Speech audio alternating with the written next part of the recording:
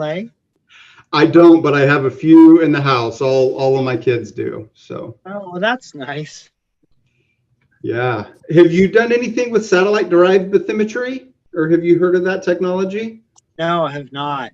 Oh, okay. I gotta teach you a little something maybe some other time. But Oh, yeah. Cool. you can derive depths from those satellite images. Not great, not perfect, but they're, they give you an idea of how That deep would be it is. really awesome. Yeah. Yeah, cool. Oh, okay.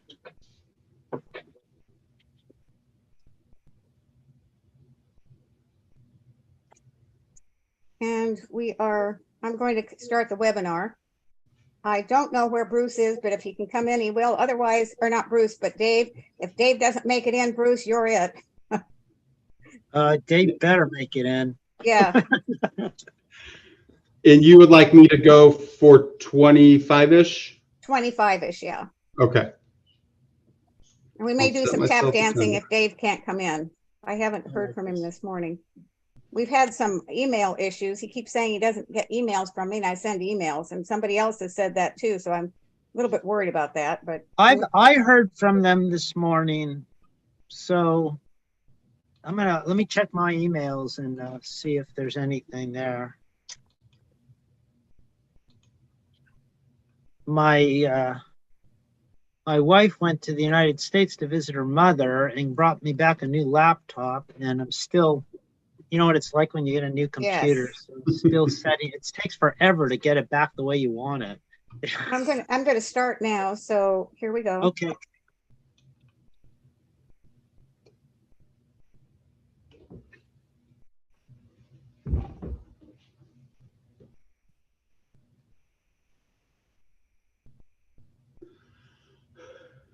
And we're starting to build in. This is Seven Seas Cruising Association.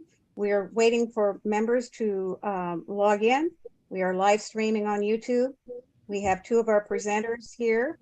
We're waiting for a third one to come in, but we will start at 7 o'clock with Mr. Kyle Ward.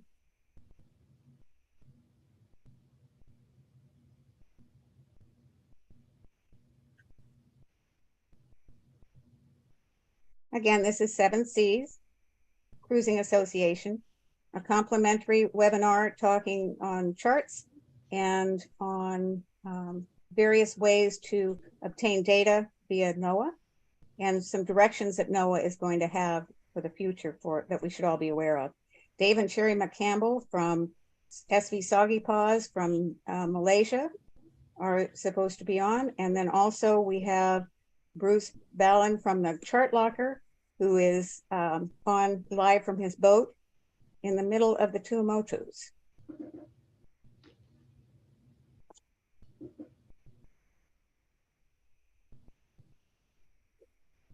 This is Seven Seas Cruising Association. Best practices, nautical charts are changing.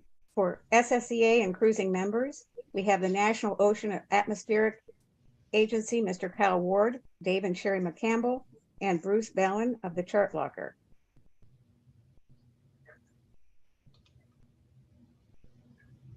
This presentation is for entertainment purposes only. The information presented is an attempt to inform mariners of marine products and it's an attempt to inform mariners of products that can be used to enhance an understanding of chart development. As always, it's a responsibility of each captain to ensure the safety of their vessel and crew and follow all maritime requirements. What I've put up now is a nautical chart page from NOAA that shows a chart locator and survey items. I'm going to stop the share and turn this over to Mr. Kyle Ward, who will be presenting something on the charts that we have for NOAA.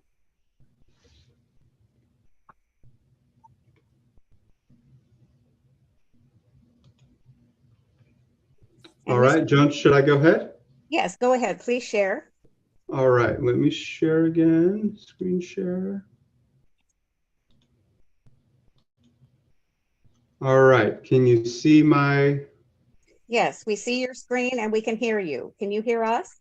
And I can hear, yep, I hear you just fine. Thank you. Awesome. Well, I am really excited to be with you here tonight. Grateful for this opportunity to speak with you and for Joan inviting me and other panelists that I'm speaking with. I've watched their videos online and am very impressed with with some of the products that they're creating. Really neat stuff. But I'll give you an overview of what the Office of Coast Survey, the nautical charting part of NOAA, is doing. We are making quite a few changes. It's tough even for us to keep track of all of it, but it's all in the interest of providing the most up-to-date and relevant information for you when you're out on the water.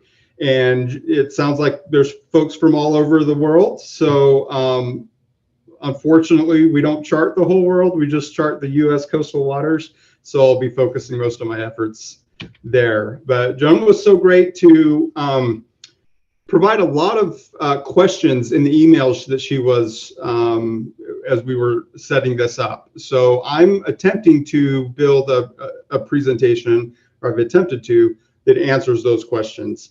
And I told that there's going to be a little time at the end to ask questions. And by all means, I appreciate her showing our webpage, because we have my contact information is there, and I'll give it over in the presentation as well. But please reach out to me. If you're in another part of the US, I'll get you in touch with the navigation manager that's there. But I am a NOAA navigation manager, so I cover the coastal waters of North Carolina down to Florida. In any charting needs that NOAA has, or that the public has for NOAA stuff, I'm going to be covering that. But tonight we'll focus on what I think some of those questions were, and really what is the difference between raster and vector. And that's important for when we talk about what products we're closing down. And then what are the changes to NOAA's chart suite? Why are we implementing them? You know, what's the impetus behind it? We're changing our ENCs. We call it a regrid, and I'll give you a status update of that. Raster navigation charts, they're the ones that are going away, so we'll talk about that too. And then the need to always navigate with as up-to-date charts as you possibly can. And I'll tell you about how to find out that information and know when you need to update a chart.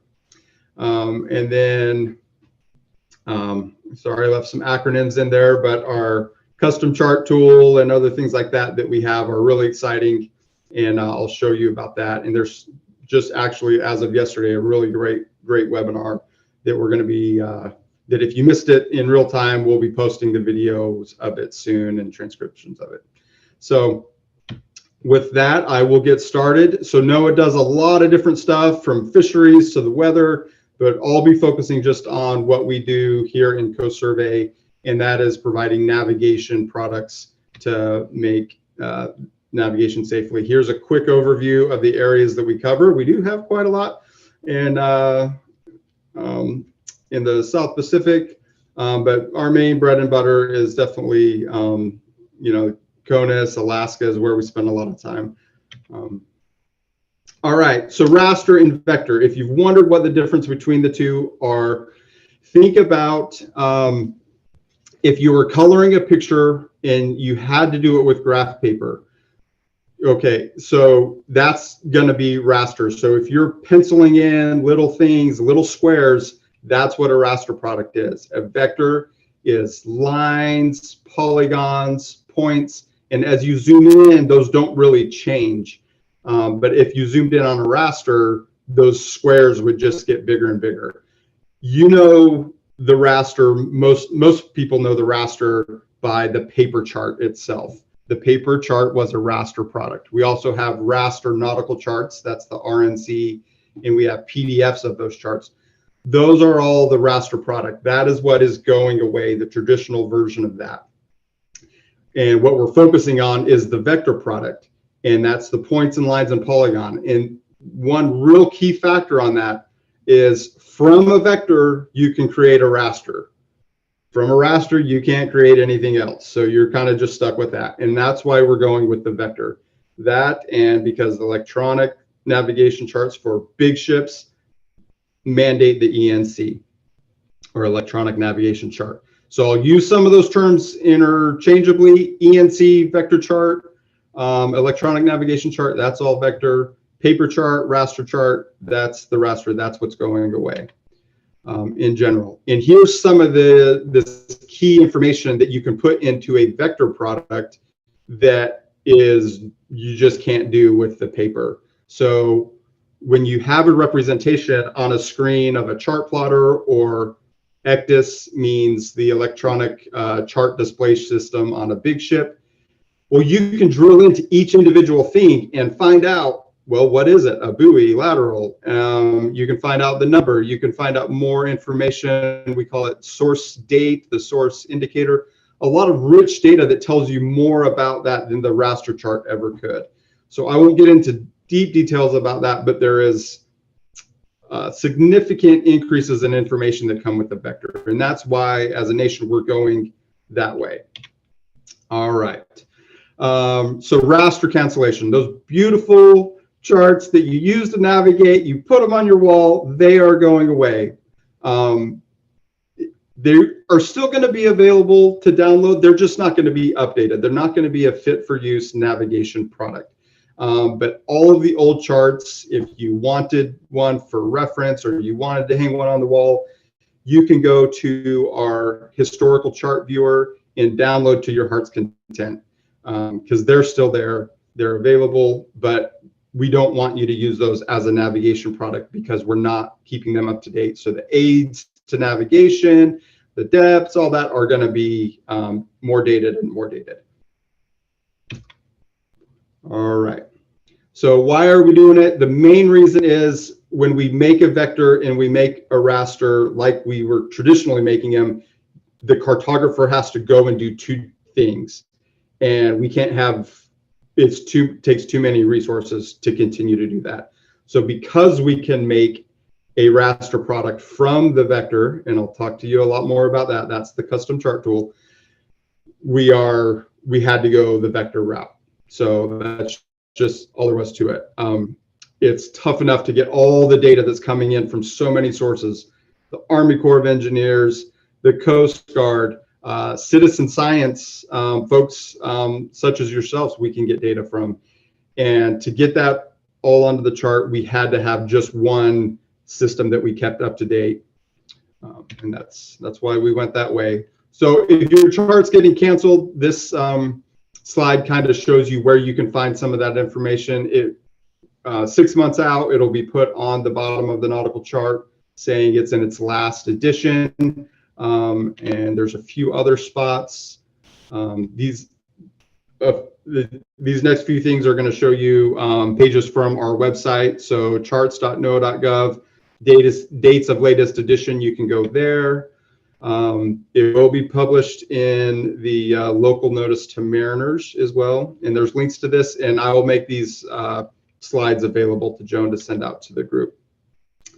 Probably the easiest way to find it, and it was from that link from our main page, if you go to our nautical chart viewer, you can zoom in, and if you click on, right now electronic navigation charts is selected, but if you click on the paper, it will show you the paper ones. It will look like this. So unfortunately, here in Charleston, my charts are on the chopping block. They're going to be canceled in August 30th, 2023. So it was regretful to have to say that. And in the local meetings, it is a sad thing, but it's what needs to be done. Okay, so and one of the key things that Joan wanted me to touch on is, why is it so important to navigate with updated charts? Because things are changing all the time. Here's just a quick screenshot of all of the changes that have happened in the last week to our nautical charts. Most of these are critical updates. You can find it at our weekly chart update site, and I've got another couple slides on this that I'll show you, so I won't go too far into that right now. Okay, so that's kind of what the vector chart looks like. Not as pretty as our typical paper chart, but we're doing a lot of things to make it look more like our traditional paper charts. And if you're into GIS or web mapping, we have a lot of portals where you can see all of our nautical products as a web map, just like you would a Google map. And we're getting that, you can see on the right-hand side there, that's starting to look a lot more like a typical paper chart. It's never going to get there completely because there's a artistic craft that is done with placing labels and things like that on our old charts, but it's getting a lot better. So another thing and I've taken this actually from Bruce, who I watched his video on making MB tiles for use in OpenCPN. Well, we love MB tiles as well here too, and you can download all of our electronic navigation charts in that nice display that I showed you on the last graphic. And use them in any system. OpenCPN is one of them that will display MB tiles. So, and what's great about this is, using these tiles, you wouldn't want to just download it one time and then think, oh, I've got the NOAA nautical charts, I'm good to go. Each time you go out on a new cruise, you can go in, replace the old file with one of these newer files, and you'll have all the updates. And I'll show you what some of those, how frequently we're updating some of that stuff. But it's going to look like this in your viewer. Actually, I took this screenshot, I believe, from OpenCPN with those MB tiles. So it looks pretty good. Okay, and I'm just showing you there a few different ways that would look. So here's the wonderful chart that's going away, the traditional paper chart.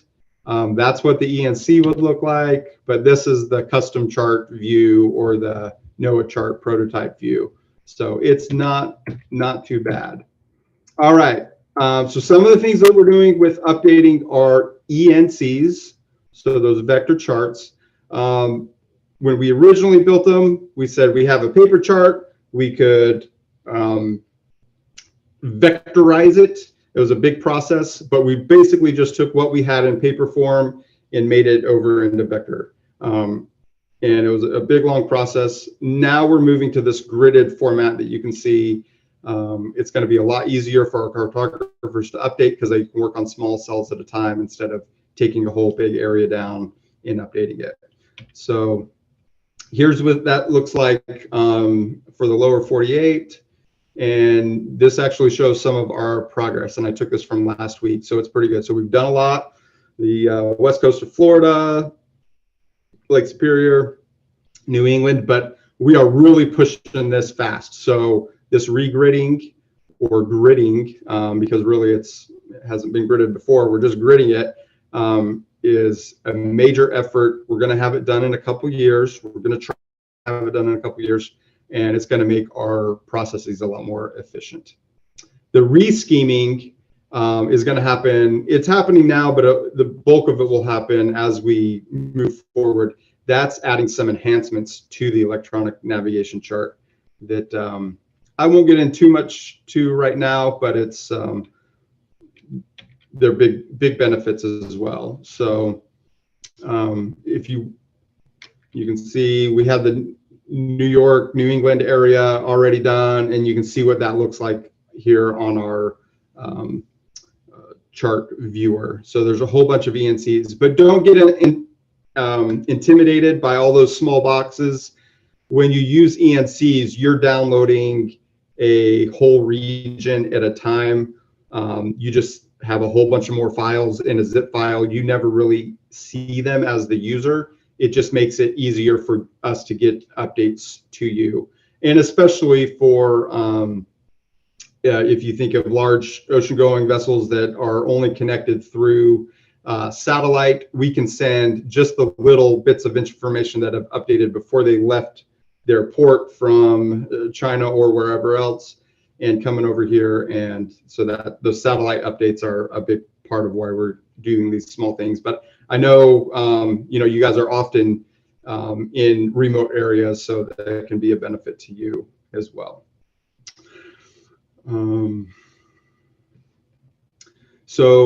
And a lot of times it's important to remember scale. So we have our large scale charts of just a harbor area, and we have our small scale charts of large areas. All scales of our charts have to be regridded. It's not just a once and done, but we have to regrid the 10,000s, the 20,000s, the 40,000s, and we're setting those at standard scales. And I don't think there's really any areas that we're reducing the scale coverage. We're usually giving a larger scale, which means more information and more data, more details. All right, so here's some of those updates. And I took this actually from either this morning or yesterday, and it's a zoom in of those chart updates. And this is why you need to, whatever system you're using, if you're using our NOAA charts directly, or if you're using a third party, that you think about how recently they've been updated. And that could mean, because there's so many systems out there, I can't describe all of them. It could mean talking with your vendor and saying, how do I know that I'm getting the latest charts or the latest updates? Now, if you're, so you just need to think about that. Like I said, their friends don't let friends use old data. You want to use new stuff. We're doing a huge effort to get it out to you. So it's of your best interest to use it if at all possible. So, and here's just one example. So this is the Chesapeake Bay, if you're not familiar with that. And the area that I just randomly zoomed into this afternoon was of the Choptank River. I think I'm pronouncing that right. It's not in my region, so so forgive me there. But there were two updates right next to each other. One was this, I circled both of them in red. One was a 3-foot obstruction in what was about the 10, is that the 15 meter or the 15-foot curve. So a 3 foot and 15. Now it's outside of the main kind of waterway, outside the Aton area, but that could be an area that you would be interested in anchoring overnight or whatever, or if some other traffic was there, you could easily be in that area because it's showing 18 feet of water.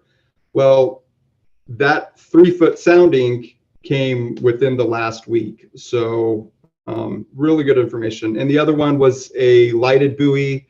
It's actually a NOAA buoy that's for dissolved oxygen, so it's probably not going to be there forever, but it's interesting information. And as you click on that in this viewer that shows you the weekly updates, you can see more information about that. You can see it's a NOAA lighted buoy, a DOX buoy, or dissolved oxygen buoy. So just interesting information there. Okay, now I mentioned at the beginning that you can go from vector to raster. Well, the way that we're doing that is through our NOAA custom chart tool. There was a great presentation on it yesterday, and I'll make sure that, or I'm sure Joan will get it because she was talking with me before and watched it. But it tells you how to use this system. And basically, you have a lot of freedom. You get to go in and in a web map, draw your own area of where you need a chart and put in some parameters and specifications. I don't have time to get into all of it, but you can set your depth curves and your fonts and things like that for, sorry, not fonts, but the tints for your depth areas based on the draft of vessel you're in. And boom, you can create a PDF chart. It contains all that latest information that I was just talking about. And you can either use that in your on your computer, or you can send it to a printer and get it printed. And if you've used our print on demand services, we have a few vendors that are ready to go with these new custom charts, and we'll take an upload directly from you, from your computer, and ship it to you. So it's a really great service.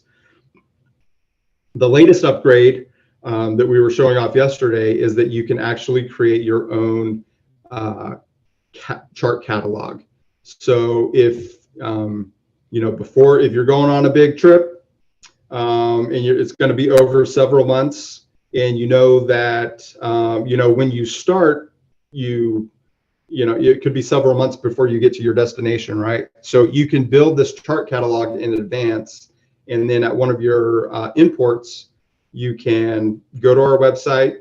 The chart's already laid out for you. You just put it back in here and say export a new chart. You'll get a new PDF, and you can have that on board your vessel in paper format if you so desire. So really a cool system. Definitely watch that video if you're interested in it, because it gets into the nitty-gritty details. But that's a graphic of what it looked like. I made a couple charts for the Charleston area. And you can just slide those around however you need, or duplicate them or whatever else. And you can see there, the big one offshore is a 40,000 scale, and the inner shore ones are 20,000 scale. So pretty cool. And now I better start burning rubber because I've got just a few minutes left. So there's the list of our custom chart folks who've said they would print a custom chart. That was just a screen grab from our website. There's the picture of a whole custom chart built, and I actually built that for someone that lived down on Sanibel Island. So pretty cool there. Use our Coast Pilots. They're in electronic format as well. If you don't have room for them on your boat, the Coast Guard does recommend having access to them, and digitally is a good way to do that too. So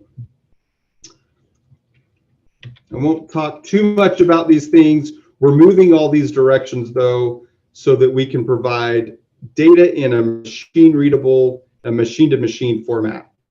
And so that, in the coming days, you've heard about the Internet of Things, everything is going online.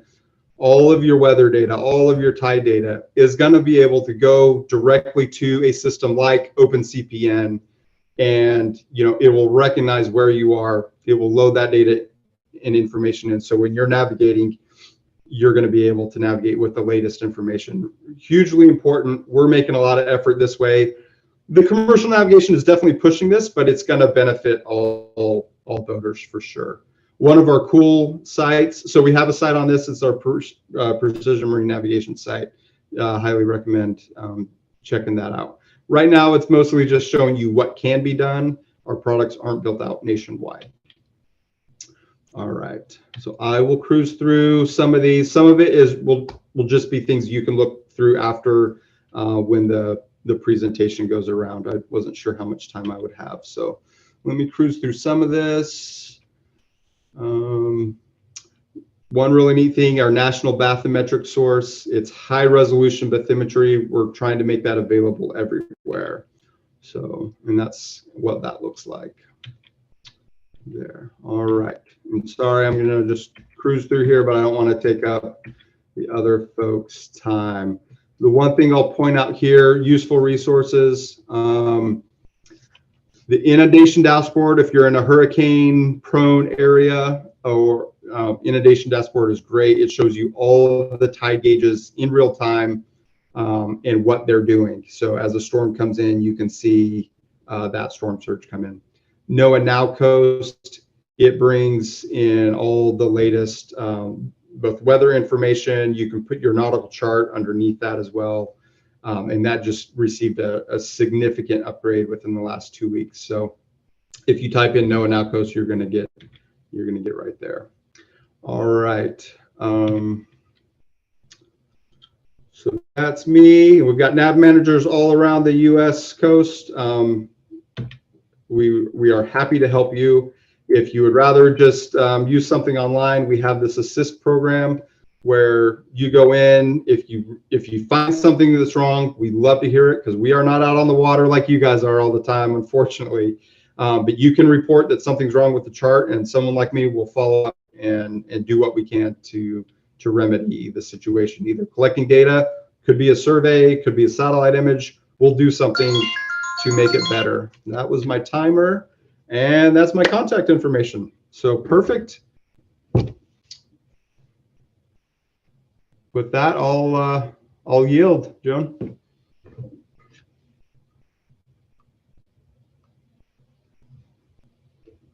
Kyle, thank you so much for that. I see we have Sherry McCampbell, we have Bruce. I'm going to share my screen for a second. I'm going to go back to this screen. And that is your main site, Kyle. And I'm Yes. over to Sherry McCampbell and of Soggy Paws. They're coming to us from I think Malaysia. Sherry, do you hear us, Sherry? Yeah, there we are. Yes, Joan, we're here. Yeah, And we can hear you. Sherry and Dave McCampbell have put together the most wonderful website and information and have worked so hard to help people with charts, guides, cruising workshop. In fact, Dave is the head of our cruising workshop committee. In fact, committee of putting together wonderful information for folks. But I'm going to stop the share and turn it to Sherry and Dave, because they are just providing some wonderful information. And I'll stop the share here. And there we go. Do you want to share your screen? We'll try. Okay.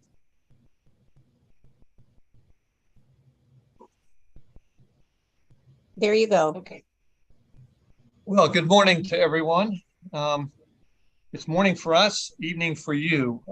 It really is 12 hours difference between where we are here in Malaysia and where you are back, I guess, on the East Coast.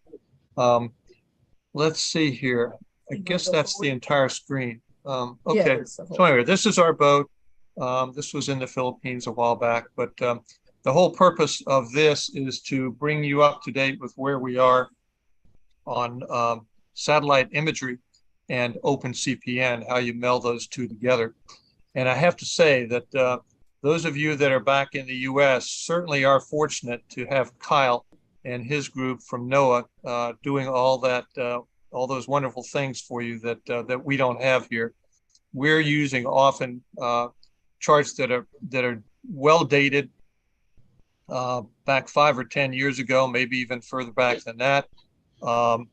But we do have pretty current satellite imagery. So we're going to show you some of that now. Uh-oh. Hang on, technical issue. Oh, yeah. There we go. Okay. Sorry. Before we get going too far along, I want to take just a minute to thank some people that have spent many, many hours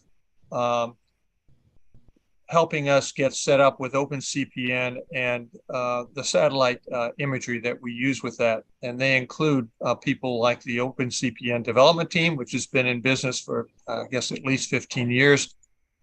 Paul Higgins, who does the Sat to Chart, which is the thing that allows us to make charts out of satellite images. Terry Sargent, which is the repository for everything to do with satellite charts and anchor waypoints here in the Southeast Asia and beyond. Bruce Balin, who has his chart locker with a lot of different satellite images and other things in there. John Hacking, same sort of thing. And of course, us. By the way, this presentation and a number of other presentations are on our website, svsoggypaws.com, under presentations and then navigation. And if you go to the navigation section, there's 4 or 5 different versions of this presentation, including a lot more detail. And it's all still free. Okay, I'm going to let Sherry take over from here because she's a lot smarter on this than I am. And here you go. Good morning, everybody. We're totally blown away by Kyle's presentation. We've been out of the US for 15 years, so have not been subject to all the advances that NOAA has going on. It's amazing compared to what we've got out here in Southeast Asia and the South Pacific, where there's nobody doing any new chart updates and except in places where the big ships go. So if you're in the outer limits of cruising world, this is the kind of things that we've been running into. So just quickly through a few very graphic examples of the problems with not using satellite charting out here in the outer limits of cruising. So the continuing from the this Avanti wreck, they had no idea the chart was there because their chart plotter, when it was zoomed out to the 40-mile view, which you would on a long passage, it didn't even show up. So that's a big problem. The world all heard about Vestas Wind, one of the Volvo Ocean Race participants who ran right up on a reef for similar reasons. Also, the cruising community all heard about Tandem Malaika, catamaran coming in late in the day on after a long passage, cut the corner just a little bit and ran hard up on a reef, losing their boat in French Polynesia. And in general, the French Polynesia charts are fairly well charted, but in this case, it didn't help them. This is in Northwest Australia, where the tides run about 25 feet. That's how they can get so far up on the rocks. But again, a real charting oops. This I took off the internet from somebody showing how close they came to running up on a reef. They had plotted their course on a commercially available chart. I'm not sure which this one is, and were following it until they looked up and saw the reef right in front of them. And you can see the difference. The arrow is in the same place on this, and they thought they were doing fine going along outside the edge of the reef on the commercial chart, where they would have run right into the reef in reality. So they were fortunate it was daytime, and they didn't make that mistake. And this was in 2010, anyway, where a U.S. Navy ship made the same error. The chart had been updated on the close-in chart, and but not on the further out chart. It was still nearly 8 nautical miles out of place, and they ran right up on the reef. Similar, this is Fiji. Boat navigating at night using the radar and the chart plotter and all of that, and they thought they were 3 miles off, but of course, by this picture, they were not. So the bottom line of that is, once you leave the wonderful arms of NOAA, you need to be really careful about what you're using for charting, and you need to use every chart resource you can. You should be suspicious of your charts.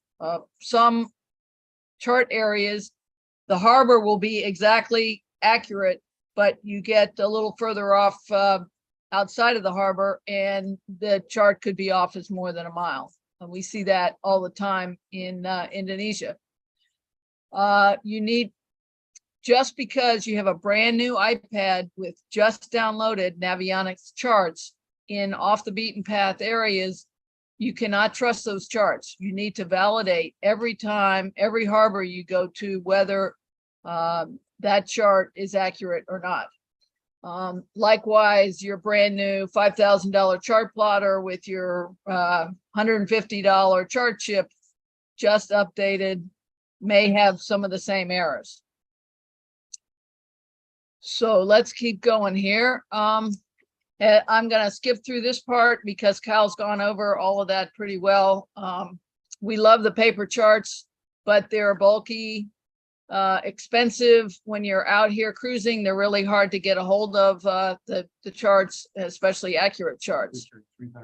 Yeah, we started out our trip across the Pacific with a stack, about a 6-inch stack, 300 charts.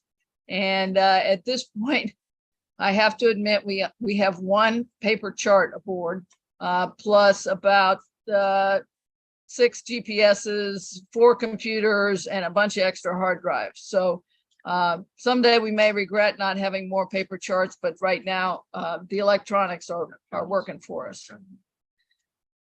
Again, raster charts, Kyle went over all that, so I'm going to skip through that.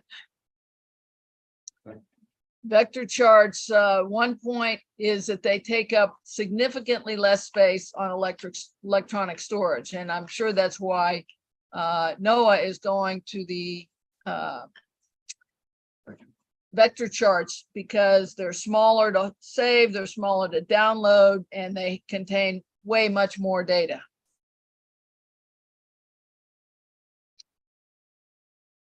Okay, one of the famous problems using vector charts, and it partly depends on which chart system you're using, but if you zoom out, the chart maker has helpfully removed detail, so you can't even tell. This area of chart has an island called Saguaro Atoll, and it's not there if you're out to a point which you would be doing if you're doing a long passage.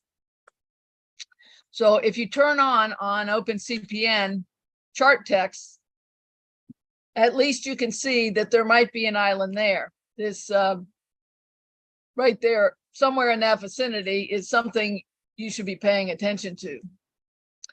If you turn on chart outlines, whoa, there's something there that we should zoom in on. And there, when you zoom in a little bit, the atoll finally shows up. However, if you zoom in enough, the chart may not be in the right place, that atoll. So this waypoint here is right in the entrance to the atoll, where of course it is not on the chart. So this is the satellite chart showing the entrance to the atoll, and it is accurately placed. So compare that to this, and you can see one of the problems we're dealing with out in the off the beaten path cruising. So here's another problem. This is a really, really big problem. I'm not sure how it occurred, but in a newer version of the CM93 charts, the one huge reef got misplaced. So this picture shows the reef that's actually there.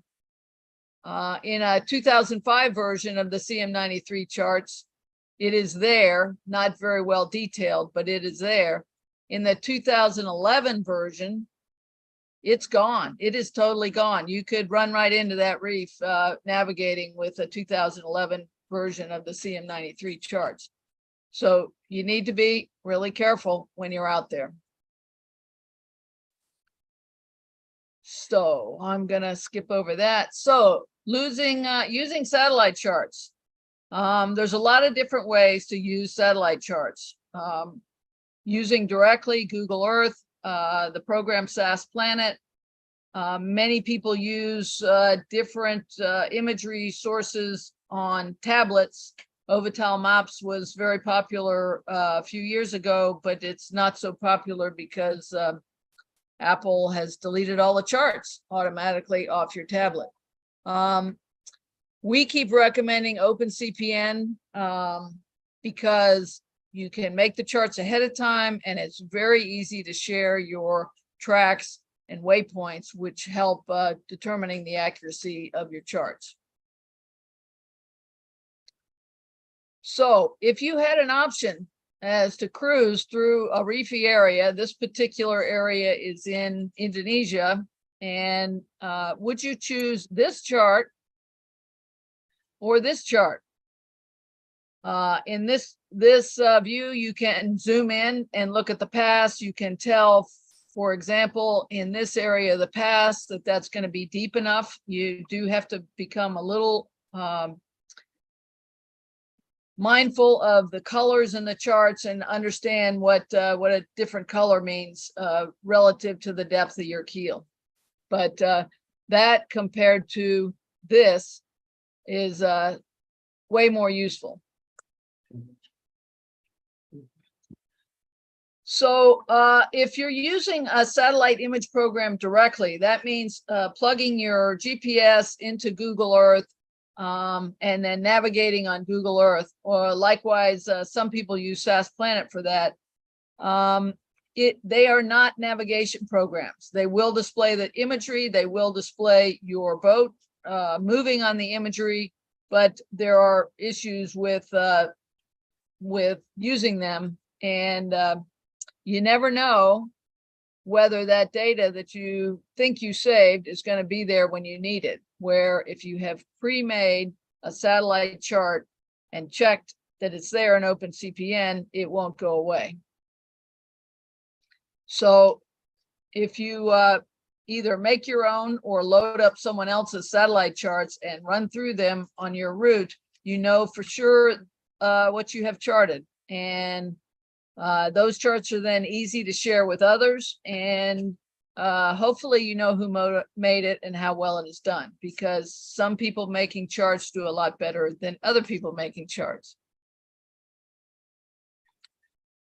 It used to be that Google Earth was the gold standard for making charts, but most of us that are making satellite charts now are using a program called SAS Planet, because it offers so much more different options in imagery.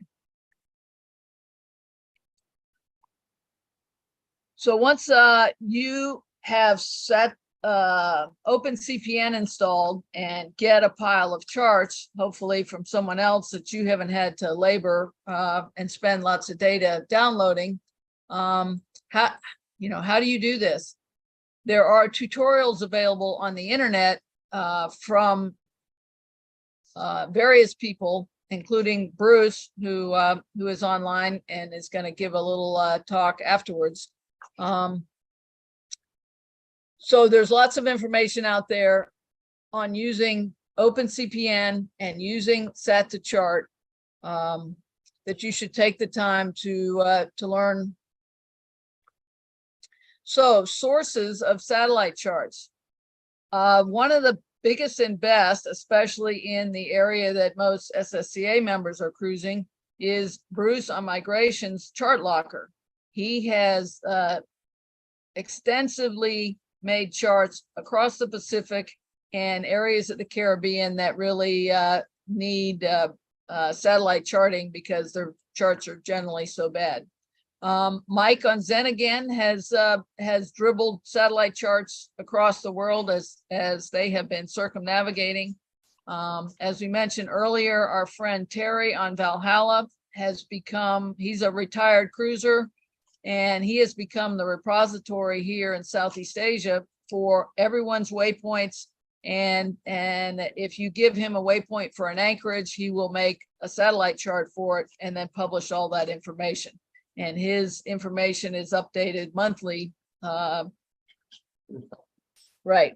And we keep a copy of his latest download links on our website. And of course, here on Soggy Paws, we make our own charts as we go along, and happy to share those with others, both links on our website and cruiser hard drive swap when we're in anchorages. And our friend John on Ocelot, he is another, like Bruce on Migration, has done extensive satellite charting. He's got hundreds of gigabytes of charts across Southeast Asia.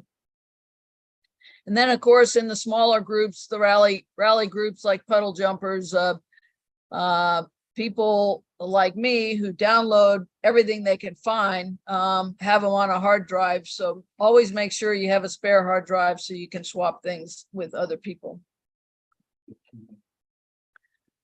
Okay, so this is copied from a page on our website. Hey, go take care of her, please. Sorry, we got a cat who's hungry.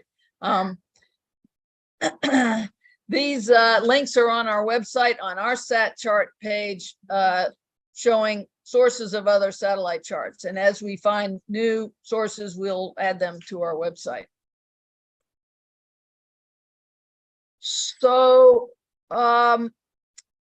this is mainly to say that if you have a tablet with Navionics or a chart plotter, absolutely, those are great resources. However, you're captive to the charting on that program. So what is so wonderful about OpenCPN is that they have made it easy for cruisers to get charts on their computer from many, many different sources.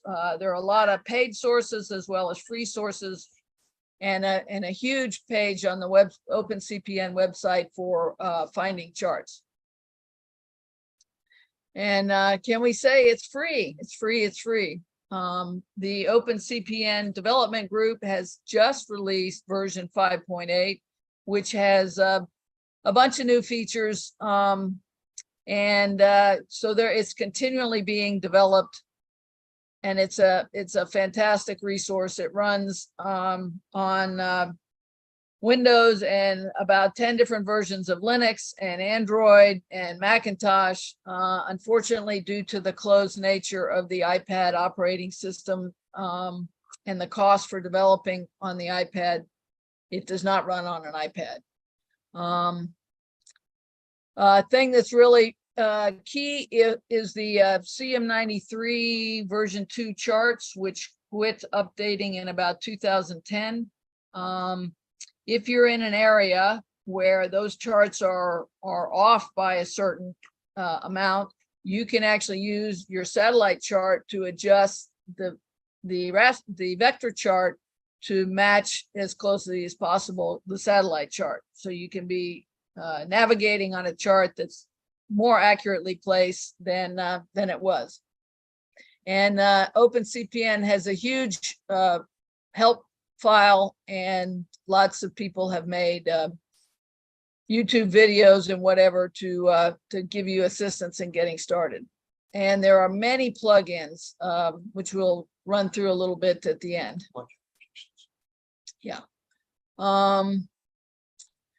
This one is the climatology plugin, which has historical weather data. So you open up the climatology program, and then you can add different layers to your chart screen. This one being the wind layer. There's a current layer, and there's a hurricane track layer. And somewhere, no, not there. Soon later, we have a picture showing the hurricane tracks in August that show where and how bad the hurricanes are going through Florida in different areas. So as you move the cursor around on this screen, this window changes to show you what historically on that day in that area the wind has been doing.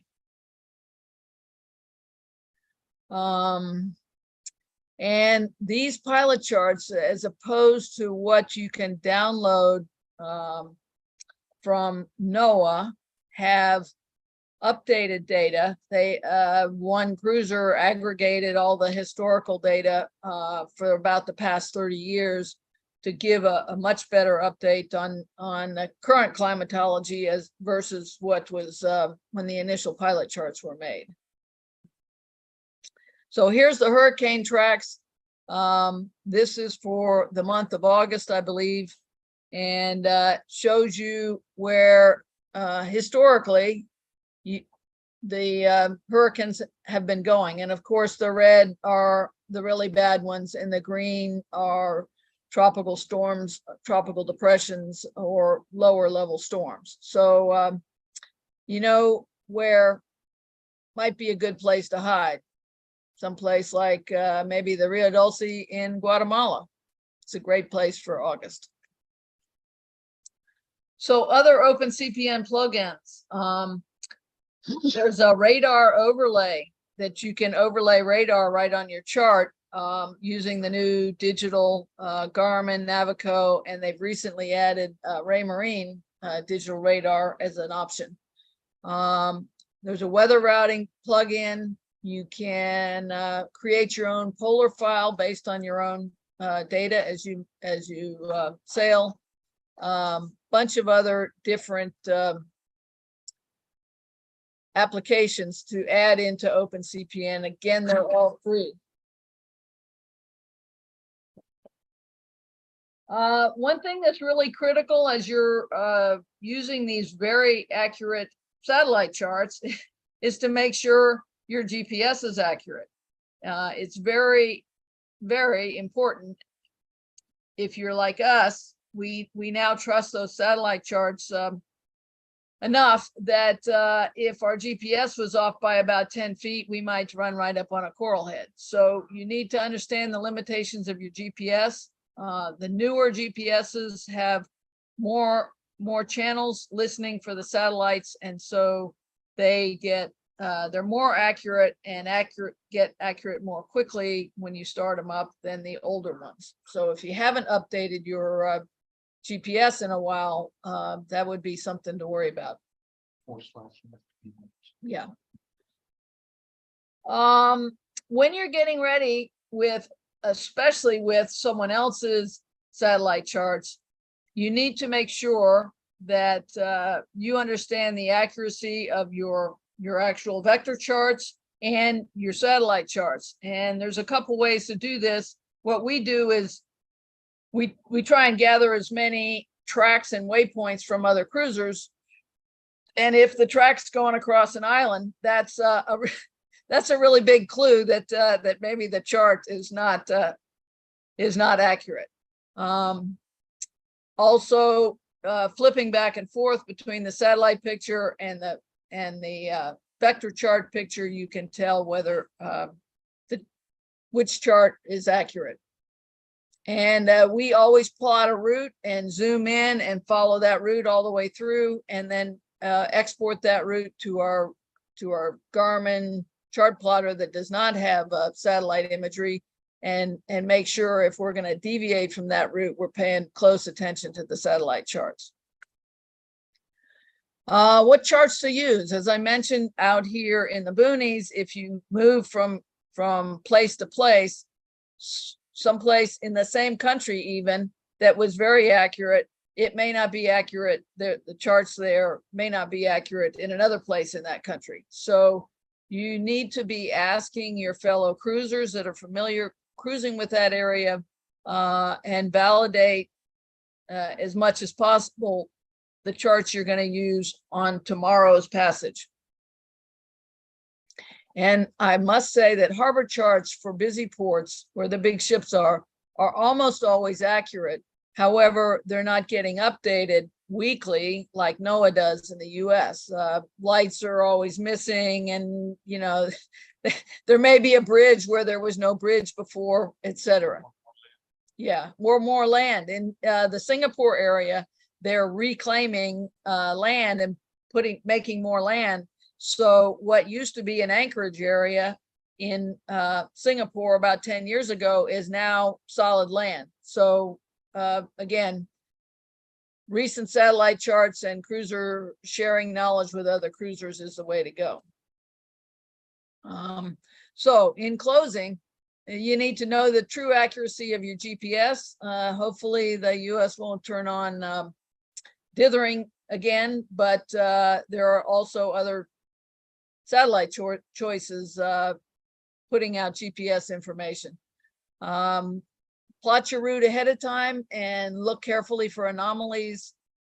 And if your route changes, take the time to replot your route and look at it carefully. It's difficult sometimes not to sail around reefs at night, but be careful, be very careful, and use all the tools available. When we're navigating, we have a Garmin chart plotter, we have a tablet running Navionics, and we have OpenCPN with satellite imagery. And that's the end of my section here. We've got, looks like just a couple minutes left. Let me just make a couple of notes to add to what Sherry said. Despite all of this and all of the capability we have for precise navigation, Soggy Paws still does run aground. As a matter of fact, we ran aground a couple months ago on our way up here when we came into a little anchorage area out in the boonies. and did not go over an acre with the other boats, as we sometimes don't do, and kind of wandered off a little bit and promptly ran up on a reef, small reef that we knew was there, but weren't paying attention. And that's happened a couple of other times down in our trip to Solomons in New Guinea a few years ago. Again, usually it's just not paying attention and looking at what we've actually got on the screens. So that's it for us. I guess we'll pass it on to Bruce at this point. Bruce, you awake? I'm here. That was great. I'm going to drop this, Bruce. One thing I was going to thank you so much, Sherry and Dave.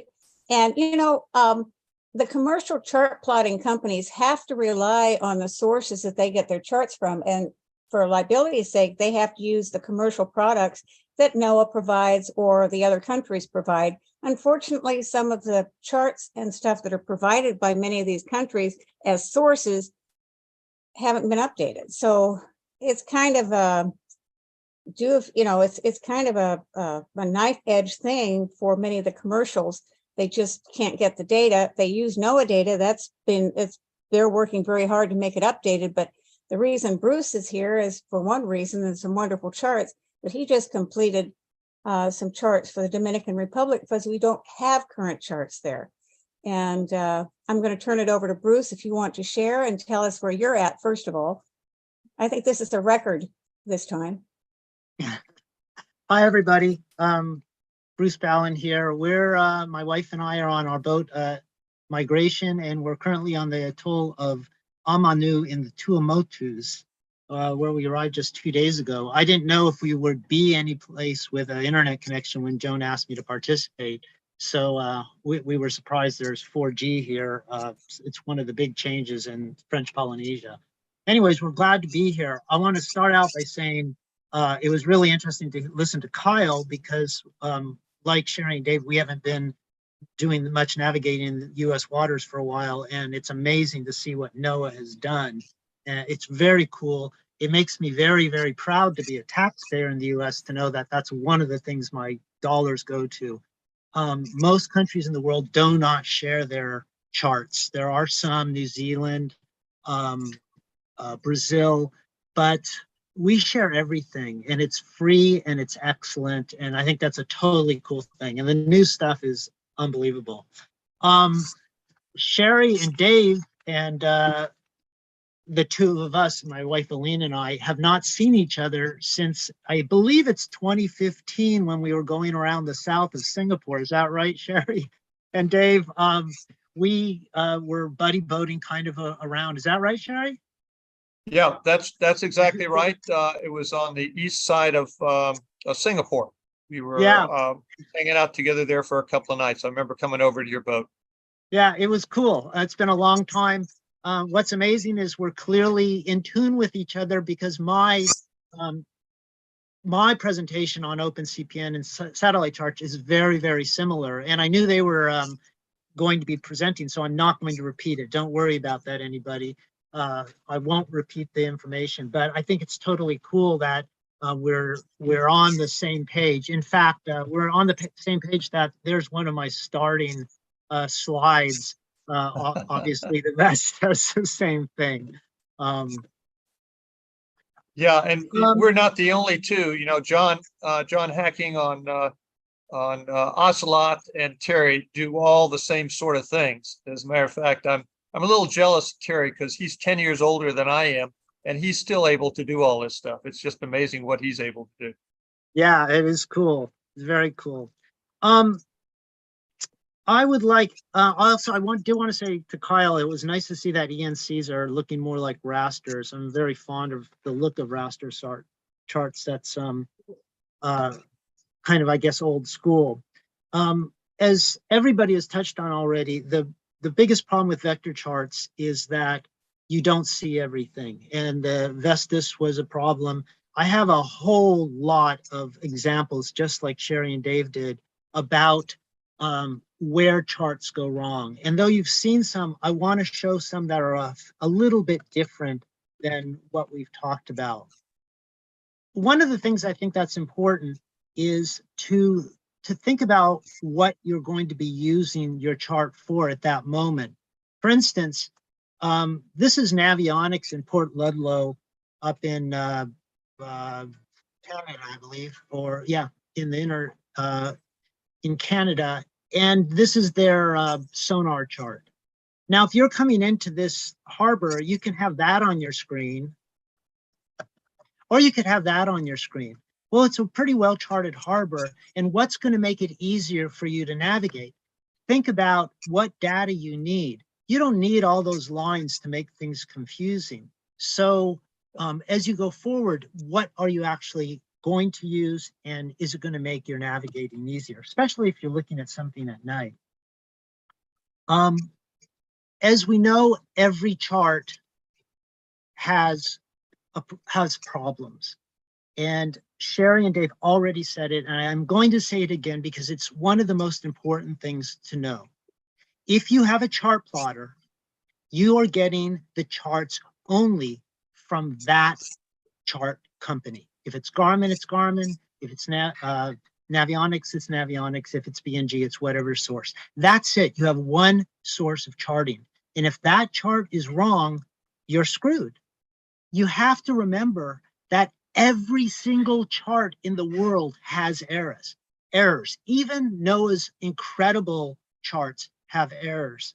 So having multiple sources of charts is the only way to navigate your vessel safely. Now, that doesn't matter as much in some places, especially the coasts of the United States, where the charts are updated frequently. But as soon as you get away and you're not relying on updated charts, you need to have multiple sources. Sherry and Dave showed so many examples of where that can go wrong. Here is, here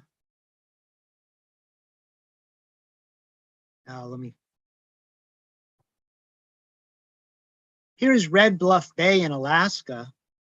It's now an Alaska chart in Navionics is based on a NOAA chart. They get the data free, I imagine, just like we all do. We were looking for an anchorage. As you can see, we looked up here to find something to anchorage. This was too deep to anchor here in 3 feet of water. We ended up anchoring down here. So even though it is data that maybe came from NOAA, maybe it hasn't been charted for a long time. So even in the United States, you can find mistakes. Now, the only way you can get multiple sources of charts, at least that I know of, in a really easy way to use, I mean, there's certainly things like SAS Planet, which is a great tool for other things, but in a tool that's made for mariners is OpenCPN. And it's good for you to use. It's good also for the cruising community. And the reason is it's non-proprietary. And I'm hoping that the world will go more into this direction, because the proprietary programs like Navionics, like all the other ones that you're locked into, are programs that are being designed by engineers and marketing departments in a big company. Whereas OpenCPN is being designed by sailors and other cruisers. It's open source. It's people coming together to create this very amazing product that they use. And there's on cruisersforum.com, there's a very active forum for OpenCPN where you can ask questions, get help, put in feature requests, report bugs, things like that. But because of this, you end up with a product that was created by sailors for sailors. And that is everything. If you look at the way chart plotters are going now, it's much more important for many of the big companies to create a chart plotter that can control your underwater lights and your stereo than that you can use easily in a storm when things are going bad. A touchscreen in a storm, when it's cold and windy and your hands are wet, is pretty much useless. So it's really important to be able to have products that are thought about by the people who are actually using them. Now, Sherry and Dave touched on all of these satellite charts that are out there. People have been making them for well over a decade, and there are depositories of a lot of them out there. most of them, well, I should not say most of them, many of them are in a CAP format. That's KAP. And that's what we all used to do back in the old days, make CAP formats. Just a couple years ago, they started supporting MB tiles, and OpenCPN did. And MB tile is a much, much better format for satellite charting because it's faster, it's smaller for the same area. Most important, the number of colors, it's basically got an unlimited number of colors, whereas CAP charts had had, I believe, 256 limit on the colors. Now, where that matters is when you're looking at reefs and things. Here's where we are. I'll zoom out a little. There's the Tuamotus. And here's the atoll of Amanu, where we are right now. Because I'm using, I'm connected to our internet right now instead of our GPS. Our boat is not being updated, but that's where we're anchored right now. One of the wonderful things about using satellite charts, and especially when they're MB tiles, is when you're navigating in atolls, you can see all of these coral heads. Now, I'm going to switch between a few different charts here. There is an MB tile made from Navionics using SAS Planet. As an aside there, I know Dave and Sherry use SAT to chart to make their charts. I just make my charts directly from SAS Planet because I find it easier. I don't have yet a tutorial on the Chart Locker on how to do this. The reason I don't have a tutorial is because I'm too busy cruising, so I apologize. I will someday, I promise. So there's the Navionics chart. Now, when you're looking at a Navionics chart that's been created from an MB tile through SAS Planet, you're no longer looking at a vector chart. MB tile is basically a photo. It's a photo of a chart. So you're just looking at photos at different levels. Here's the Bing satellite of the same area. Not very good. The resolution isn't good. That's available there. There's Google satellite. I'm going to zoom in a little bit more. Go over here to the town. There's our path as we came in the pass the other day. We were going in against 5 knots of current, so that was a pretty slow entrance, but we made it just safely. And so we'll go back. There's our Navionics, Bing Sat, useless, Google, and there's ArcGIS. Usually on the Chart Locker, we provide all 4 of those sources, but you can see the beautiful color and how well you can start to determine the depth of the bottom. Look over here. You can see this is where we anchored when we first came in. And this is super important. Here where there's a lot of coral, we do float our anchor chain to not disturb the coral. When you're in places like this, you can actually find areas that have less coral, saying, that looks like a good place to drop our anchor, so let's try there. Super useful in the atolls. Going across the atoll, let's say it's gonna, forecast is gonna blow hard from the east. We don't wanna be over here if it's blowing 25, 30 knots from the east. That's 5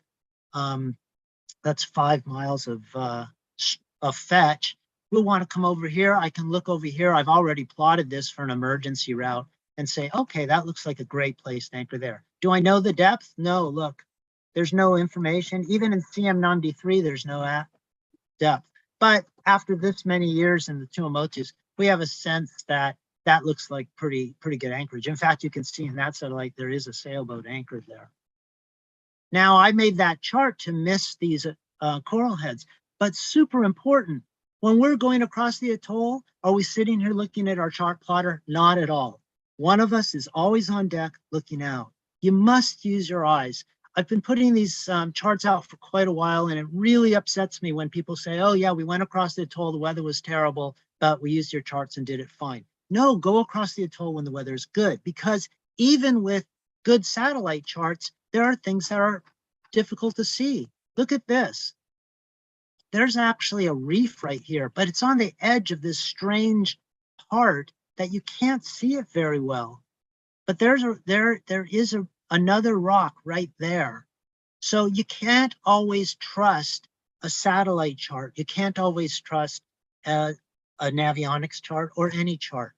Always use your eyes. Let me just check my notes here.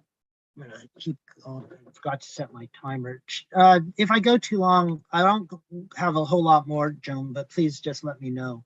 I did want to show another example of problems with some commercial charts. We're going to go over here to Mexico, to the Sea of Cortez.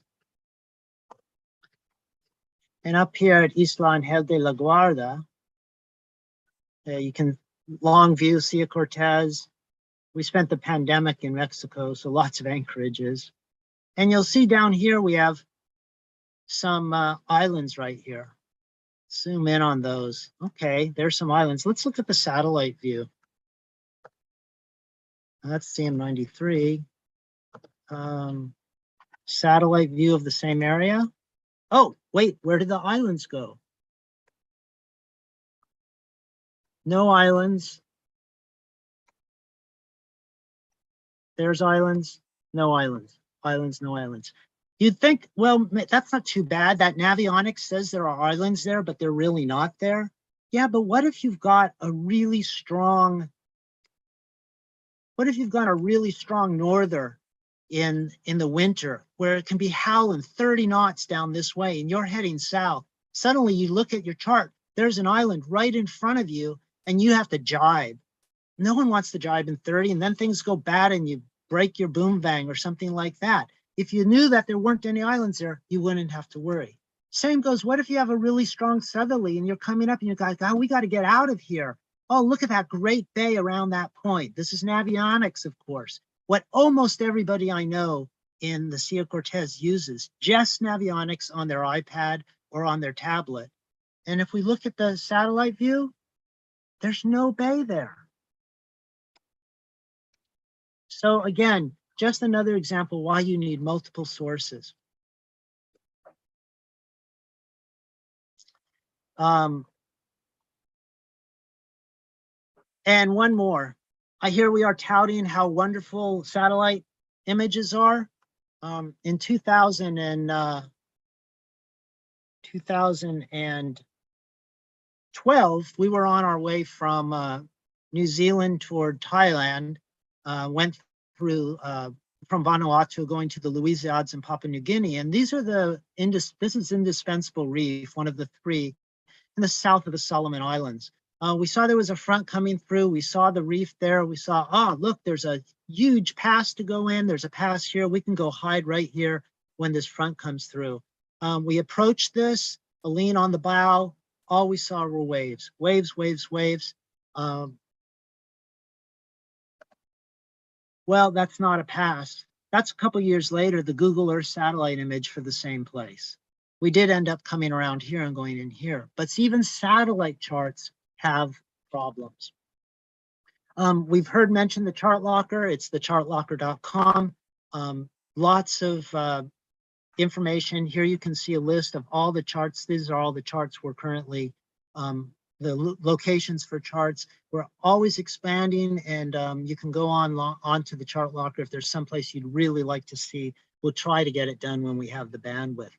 We just put all of the east coast of Australia up, thanks to the help of a friend, and the Turks and Caicos, as Joan said, the Dominican Republic, and we put the San Blas up for the other side where we aren't sailing now.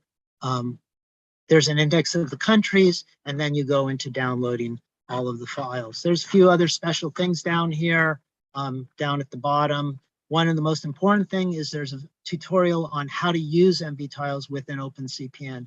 And I can't stress this enough. Go over to OpenCPN here.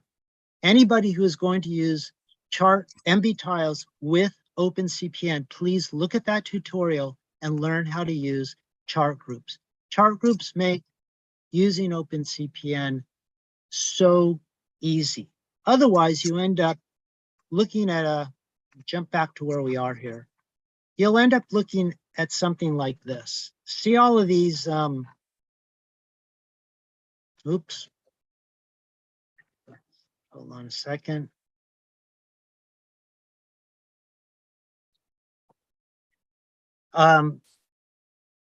there's, here we go. See all of these down here? These are different charts that are loaded for this area. And it gets very confusing. When you use chart groups, I can hit the 1 key and look at one style of chart, the 2 key for another style,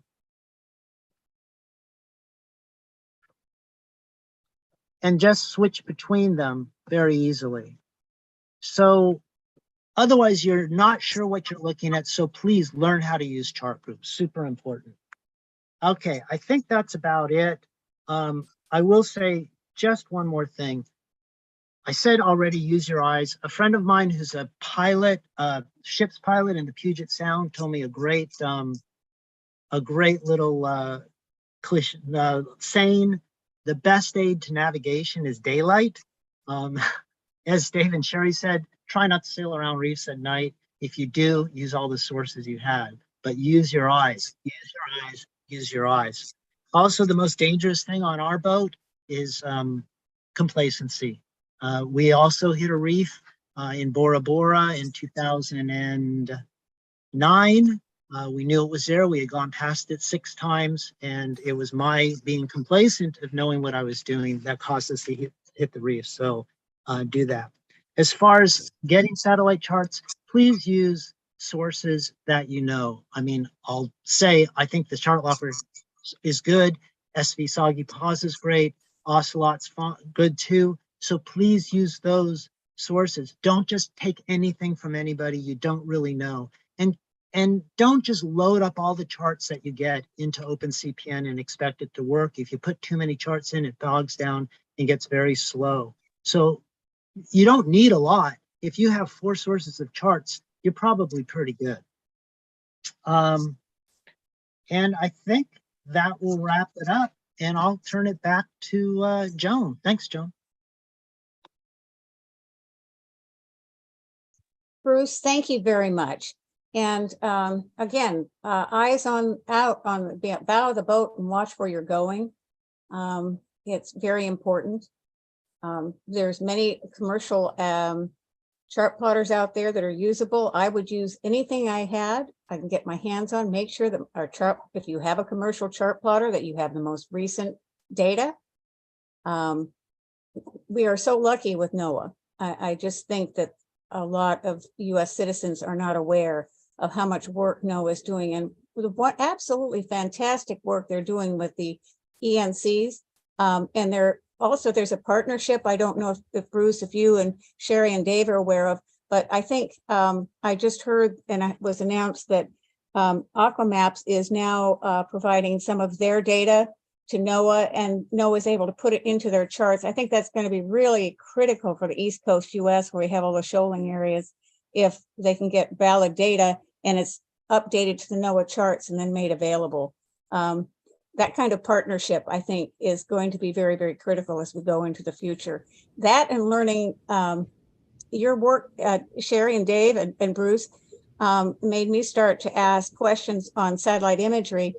NOAA, well, Steve Scherer pointed me to some wonderful work that is being done, and it's not here yet. It's going to be a long time, but they actually are able to use color pixels that they find in the satellite imagery and determine depths. It's a long way away.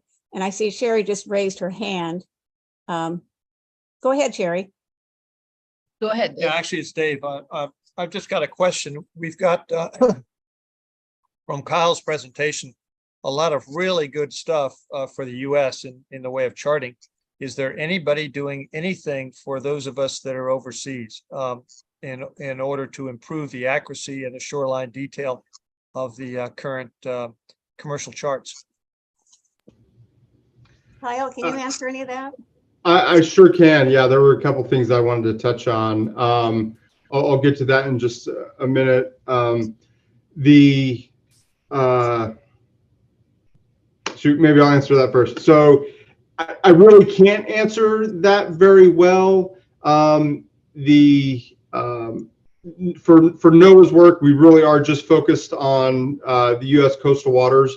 Although we have been doing a little bit of work with the NOAA ship Rainier outside of U.S. waters. I forget the name of the island. Forgive me, it's not in my region, but we are doing a very, very little bit. But as far as other people doing that work and updating it, I really can't talk to that too much, other than what I've seen over as I've been preparing for this and seeing what you guys are doing with MB Tiles.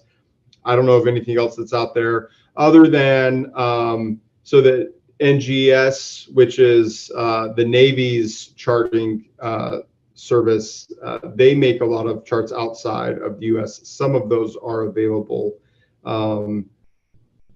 Yeah, so there is a little bit out there. As far as Bruce mentioning, there's something wrong on every chart. I have a job because there's something wrong on every chart. So I completely agree. No charts are really good and we stand by them, but it's a dynamic world out there and we cannot keep up. So always use every form of navigation aid, and your eyes are number one to be safe, because I make a living updating nautical charts, and it's never as fast as it's changing out there in the real world. Kyle, that's very interesting. I know that you have the assist program where you can submit errors that you find in NOAA products or any products. I think that if you find an error somewhere and it's in an area that NOAA has charts right. for, that you submit that if you can. I don't know how long it takes to get updated because it has to be validated, but that is a way to get the word out. Sorry. Yes, please use the assist if you're in the U.S. waters, and you will hear back from us. If we can do something about it, we'll take it from there. But you'll hear back from us. And, sometimes even sources that I submit that are really important, sometimes will take a long time to get charted. You mentioned, Joan, the Aquamap and what they have recently announced, where if you're using Aquamap, there's a couple other services out there as well. Rose Point is one of them.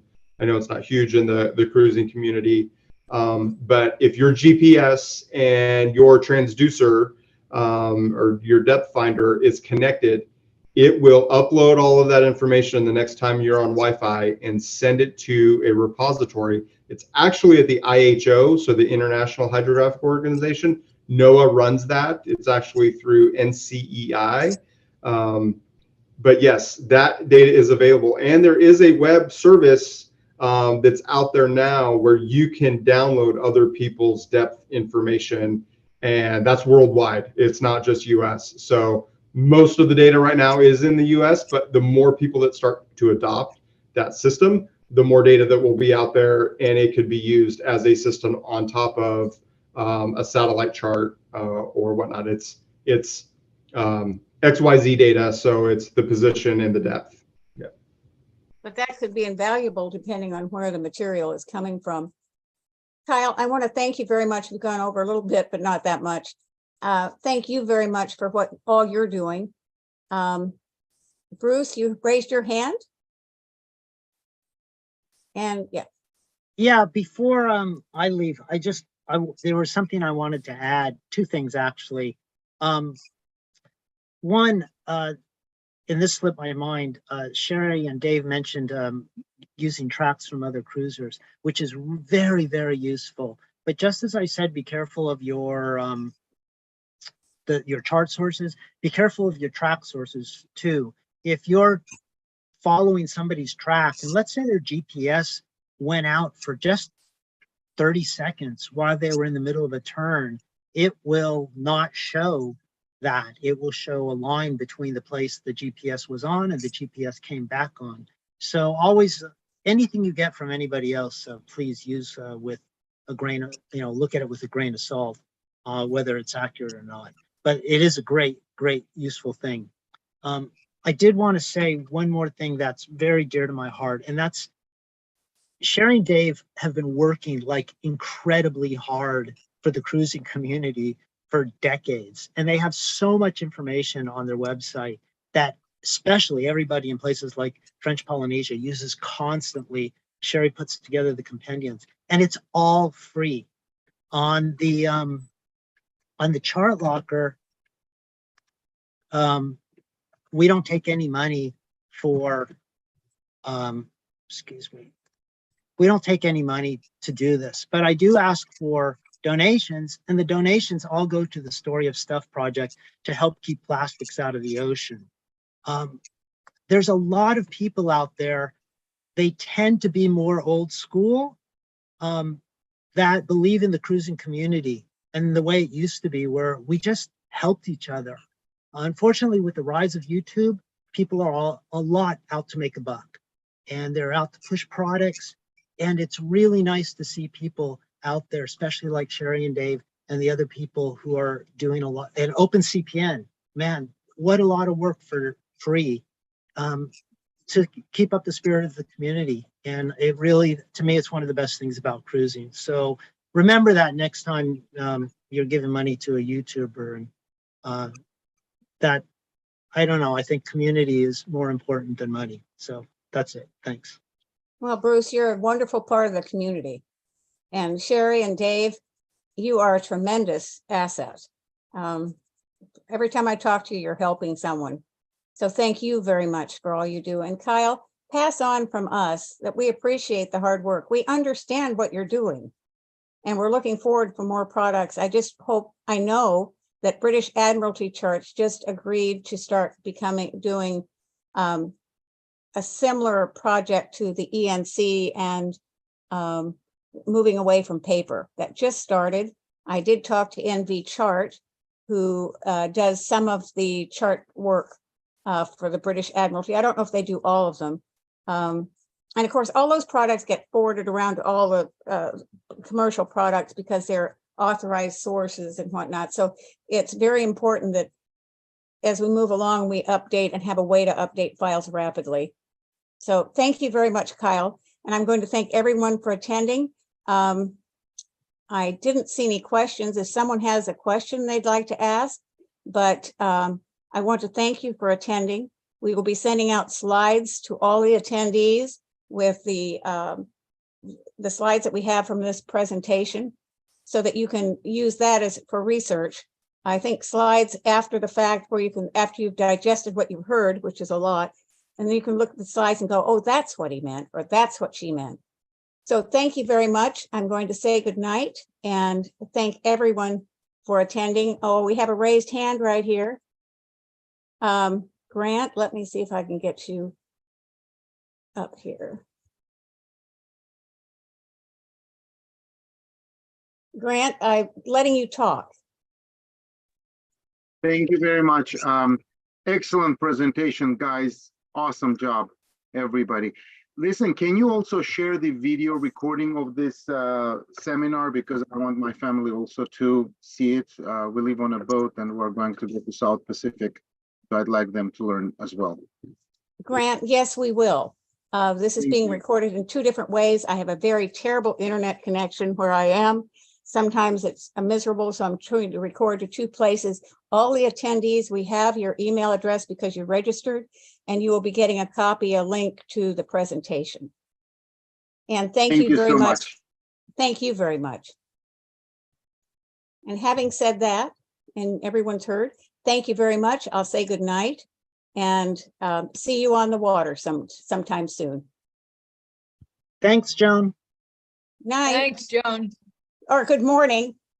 Yeah, good morning.